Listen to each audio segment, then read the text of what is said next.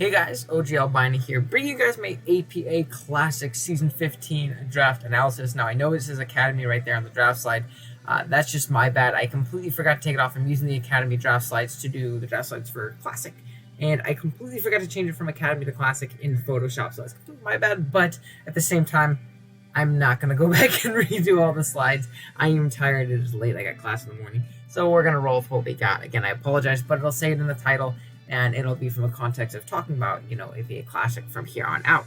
Now, if you don't know what APA Classic is, that's essentially the, in the APA Showdown server, it's the, kind of like the first original league in that server, that kind of, if I'm remembering right, like predates all of the other AP leagues and stuff like that. We definitely haven't been in 15 seasons. We're just in the 15th season. I think our first season was season 13. So this will be our third season in the league, which is obviously really, really cool. Really excited. This league is more so geared on having some fun with some buddies, not necessarily like uber competitive, super try hard. More so just, play some mons, have some good time with some buddies. And I figured that would be the great way to start off Gen 8 before we roll into our, more serious and competitive Wi-Fi leagues and stuff like that. We're going to be going full neck beard and full sweaty, to try and win and pick up some championships. But nonetheless, we are still going to try our absolute very best to win this league.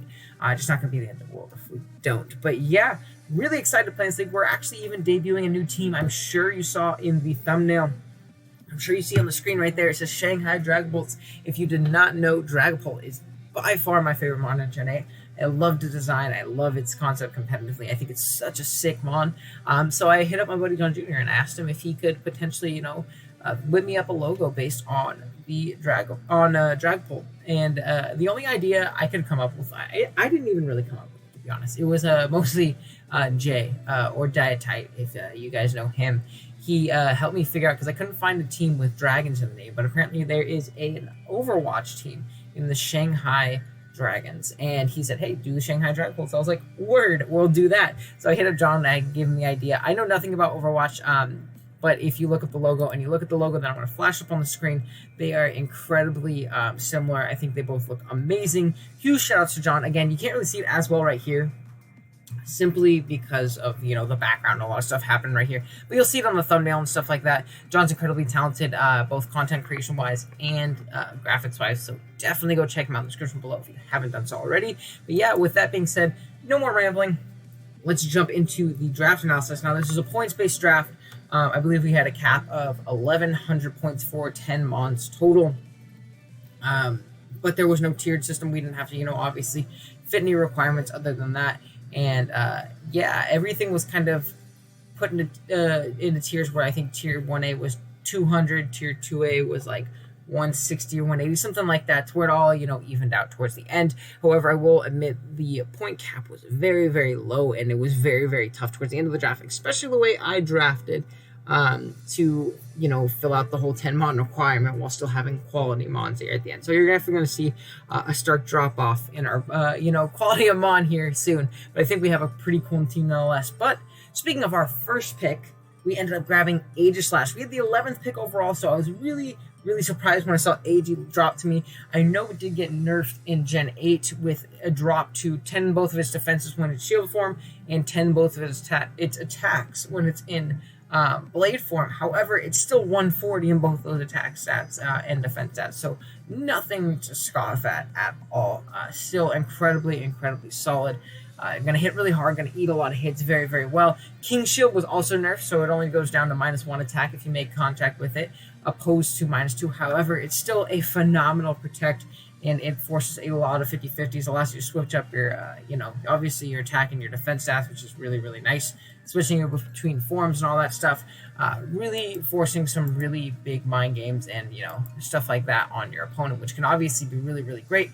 And just the versatility this mon brings, being able to go from fat defensive wall with a phenomenal defensive typing to incredibly strong, offensive breaker / win condition is really, really nice for us. Obviously, its dual stats are really cool, being Iron Head, Flash Cannon, Gyro Ball on the steel side, and then Ghost-wise it has like Shadow Sneak, Shadow Claw, and Shadow Ball, which is all really, really nice. Has fighting coverage and Sacred Sword and Close Combat, which I got this gen, which is really, really cool for, super offensive sets. You can go Head Smash for those Mandibuses that are flying around.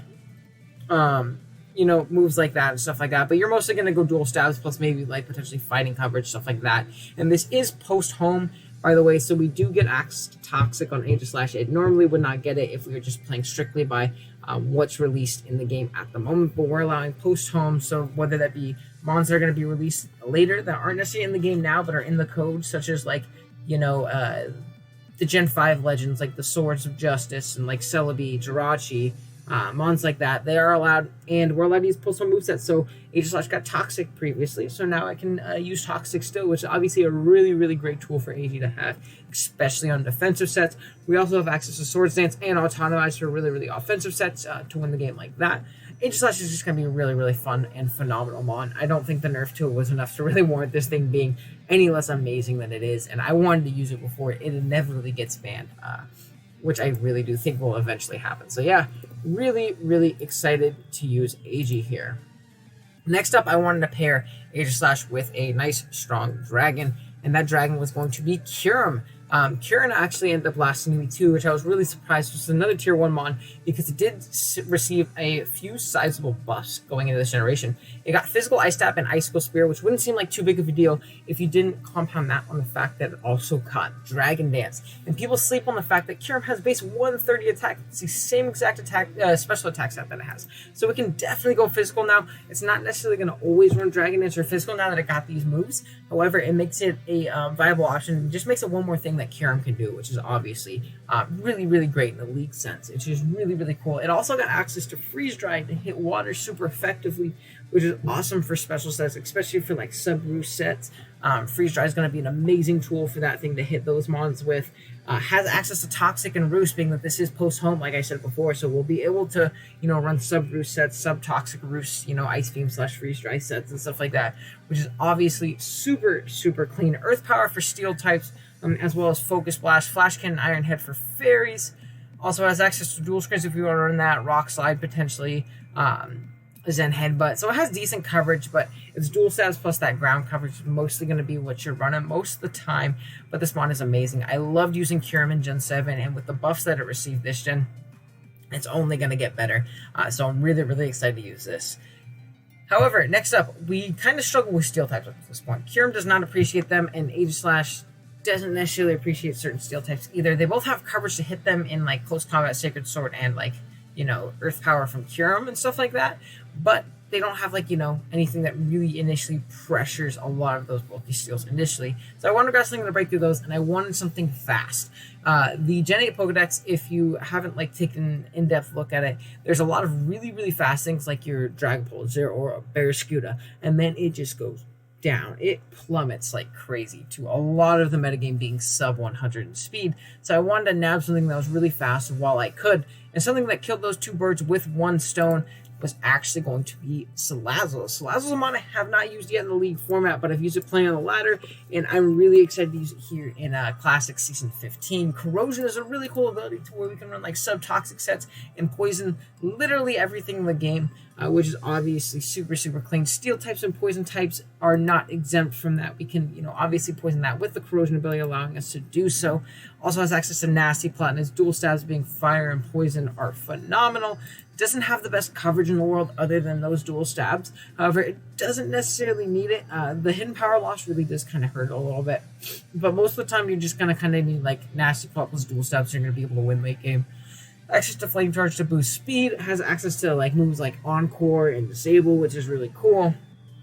Like sub Encore, sub Disable, could be really, really clean. It also has access to, is there anything else I'm missing? Will-O-Wisp, Toxic Taunt, which is, again, an amazing move in the league format. Really, really excited to use Salazzle. That base 117 speed tier is going to be that main allure that it kind of drew me into it, that and the ability to break steel. So I think it really fits the team well. I think it complements Kyurem and Aegislash pretty decently because it's a T-Spikes absorber. Just going to be a great overall kind of want to bring those two together offensively, at least. So yeah, really excited to use Salazzle. Next up, I wanted to grab my fairy though, because again, if you look at the Gen 8 Pokedex, there is not too many great fairies, and by the time we got to this point in round 4, they were starting to go off the board like crazy. There really weren't too many amazing fairies left, and I wanted to grab one in particular that I felt synergized with Aegislash in particular pretty well, and that was going to be Hatterene. Hatterene is a psychic and fairy type that was introduced in Gen 8. That's really, really solid. It's incredibly strong with, I believe, base 136 special attack. Yeah, 136 special attack. Pretty fat in base 103 SPDEF, 95 defense. Only 57 HP, but I feel like the fat defense and SPDEF stat kind of make up for that. Only 29 base speed, but has access to Trick Room, which is going to be amazing for this thing, obviously. Being able to set Trick Room for itself and other teammates, like Aegislash and other mons down the road that we'll be drafting, is obviously super, super clean. It's a great Trick Room abuser itself, and having its great dual stabs, plus Mystical Fire, so losing out on Hidden Power, like Hidden Power not being a thing anymore, doesn't really affect the Smon very much, because you can hit those steel types pretty hard with Mystical Fire, harder than you would with HP Fire at the very least, which is really, really cool. Access to Aromatherapy to serve as a Cleric Calm Mind to boost up itself, Dark Pulse for those other psychic types, Shadow Ball as well to hit those, Thunderwave / Nuzzle, Trick Room, like I said, and then the big one that I really love with Aegislash was going to be Healing Wish. Healing Wish is great to heal up Aegislash because it's a mon that does not have reliable recovery in itself, so being able to heal that thing up to full after potentially sitting a Trick Room for it, or after Aegislash already, broke through our opponent's team, or, really wore down a few mons, but, took a lot of damage in itself, being able to get that thing up to full for free is obviously amazing. Really, really like the synergy that Hatterene provides Aegislash in that sense, and it also has access to magic bounces and abilities, so this is a good hazard to turn. It's not going to be able to get toxic by mons that want to potentially beat it down, like a Calm Mind set with that, which is obviously really, really great, the fact that we can't be abused in that sense. We're going to be able to deter status and hazards with that, and Hatterene is just going to be a really, really solid mon, and I figured controlling the speed, because like I said before, there's not a lot of crazy fast mons in Gen 8 draft in general. There's a lot of really, really fast things, and then everything else kind of drops off, so I wanted to kind of control the speed in a way that I can use those slow mons to my advantage, in which I can outslow my opponent in turn outspeeding them and stuff like that. So I kind of went for a bit of a semi-Trick Room approach with the rest of this team, as you are going to see as we go forward and stuff like that. And I think Hatterene is a great setter in that respect. But yeah, next up, speaking of, that Trick Room element and all that good stuff, we end up grabbing Snorlax. Now, I love Snorlax. It synergizes with Hatterene and Aegislash pretty well, in my opinion. Hatterene threatening those fighting types, Aegislash just, pretty much walling most of them, and then Snorlax being able to take those ghost type hits for the other two is obviously super, super clean. This thing's incredibly strong, but incredibly bulky and incredibly strong. It has base 110 attack, which a lot of people, always forget about. This thing can definitely run like a band or something like that and really put in a lot of work under Trick Room, or it can run like Belly Drum or something like that and really just put some hurt on your opponent. But again, that main allure is going to be that bulk that this boy has with the 160 HP, 65 defense, and 110 SPDEF. Incredibly fat on the SPDEF side. Defense, not so much, but it does have Curse to kind of circumvent that and try and boost up past to where your opponent can break past it physically, and then it's already going to be a great special wall in itself. 3 great abilities in Immunity, Thick Fat, and Gluttony. Gluttony got nerfed a little bit this gen in the fact that Super Berries did get nerfed, so instead of healing 50% of your health, they heal 33. Makes the Curse-Lax sets a little less viable, but they're still going to be good. It's just not going to be as easily spammable and as easily used, but definitely still viable, which is great. It didn't just completely invalidate them, in my personal opinion. Losing Return did hurt Snorlax a little bit, but it still does have access to Body Slam and, Double Edge for a stronger stat, but Body Slam is going to be the one most preferred unless we're running a Banded or a really, really offensive Snorlax like Life Orb or something crazy like that. We're likely going to be running Body Slam, maybe spread some pairs around. Like I said, Curse is a great boosting option. Has access to Whirlwind for phasing, so it's not going to be set up fodder for certain mons. Got access to Darkest Lariat this gym, which is pretty cool. Not going to be the craziest thing in the world, but has Elemental Punches, Hammer Arm for steel types, stuff like that. As well as, I think it gets Earthquake. Encore, not going to necessarily use that too often because of, our slow speed. But hey, if we're under Trick Room, we'll get that fast Encore off if we really need to. So Snorlax is going to be a really, really solid mon. I think it fits really well in this build in particular with Hatterene and Aegislash. Next up, we got Rotofan. Now, Rotofan is going to serve as our first form of reliable removal, which I thought was big for this team to have. Right now, we only had Magic Bounce and Hatterini. Now we have a bona fide Defogger because, like I said, this is post-home, so Rodent's going to keep both Defog, Pain Split, and Toxic, which is going to be amazing for this thing because then it has Toxic, Thunderwave, Will-O-Wisp, going to spread the status all around on our opponent's team, and also got access to Nasty Plot. So this thing getting Nasty Plot with, like, T-Bolt plus Air Slash coverage is going to be super, super solid. This thing's going to hit really hard once you get a boost up with it. That's a decent middling speed tier. Not the fastest thing in the world, but can be a pretty decent Scarfer. Has access to Volt Switch for momentum, so we got some more momentum here. Our only, great form of momentum, I believe Hatterini has access to Baton Pass, but I think APA bans Baton Pass as a whole. So this is going to be a real only form of actual momentum up to this point, but a great Volt Switcher nonetheless. And not completely stonewalled by ground types, which a lot of electric types are now this gen. Plus 2 Air Slash is going to, hit some of those pretty hard, which is obviously super clean. So I think Rotofan's going to be a pretty slept-on low-tier pick. I'm really glad I was able to grab this, get some removal, get some of the spread around status, Volt Switch around, and, position the rest of our team to do really, really well. I haven't used a Rotom form that I've disliked up to this point, so I'm hoping Rotofan does the same for me. Next up, we end up grabbing Rideon. I needed a Stealth Rocker, I needed a ground type, and Rideon fit the bill perfectly. It was nice and low tier to where it didn't, cost up too many of our points because we were running low at this point, especially due to our first 4 picks. They really ran up the budget, and then once you threw Snorlax on there, we were getting pretty low, so Rideon was definitely the best available of what I could really kind of spend up to this point.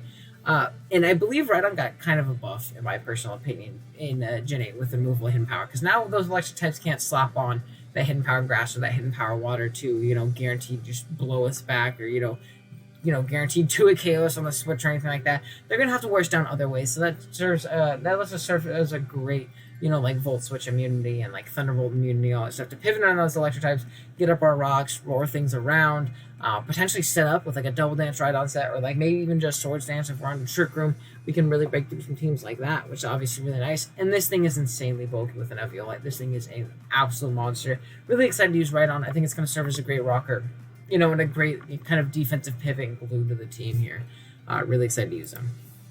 Next up, we grabbed Girder. Girder is a great low-tier fighting type. I think fighting types are going to be very important, especially for this team. This gives us something great to break through dark types, with our stab, Iron Fist, Mach Punches and Drain Punches and stuff like that. Obviously going to be great. Or Guts if we are, burned or something like that. We expect to get, status or anything like that. We could always run Guts instead. This thing is going to be incredibly strong for an NFE Pokemon. Hitting really, really hard with those abilities, plus what are its attacks? It's 105 attack, so nothing to scoff at. This thing, again, is incredibly bulky with an Eviolite. Access to bulk up so it can boost up its defense, which is obviously super, super clean. Has access to elemental punches. Got access to close combat this gen, though we're mostly going to be using Drain Punch and Mach Punch. Close combat is a pretty cool option if we really need that power. Excuse me. Ooh, sorry about that. Poison Jab for Fairy types, Rock Slide and Stone Edge, which is obviously super clean. Taunt, not the most useful, but if we're taunting some really slow, fat stuff, that can obviously come in clutch. And also access to Defog, which is going to make this thing our second form of hazard control, which is obviously super, super clean. Because up to this point we only had Rotofan, and this thing getting Defog, well, it kind of seems like, a bit of a meme that Girder's, using Defog and all that stuff. I think it's going to be really solid at it, honestly. I really don't think it's going to be too bad at it because of how bulky this thing is and its natural bulk to live pretty much anyone hit, unless it's something crazy strong from the special side and super effectively. We're going to pretty much guarantee to be able to get a defog off if we really need it, which is, again, amazing for this thing. So I'm really excited to use Girder. I think it's a great low tier pick again. Gives us another Eviolite Mom, which is something we have to not watch out for. Our team's looking incredibly, knockoffs looking incredibly spammable, but at least this is a Eviolite Pokemon that can at least threaten most of those mons that are using knockoff, which is pretty clean. Next up, we got Maractus. Now, I know this seems like a little bit of a meme pick. It's a Maractus. I know, not the most solid, crazy mon in the world, but we needed a grass type because we needed something to pivot in on grounds. We had no ground resistances up to this point. We had one immunity in Rotofan, which is getting blown away by a Stone Edge. It's not the bulkiest thing in the world.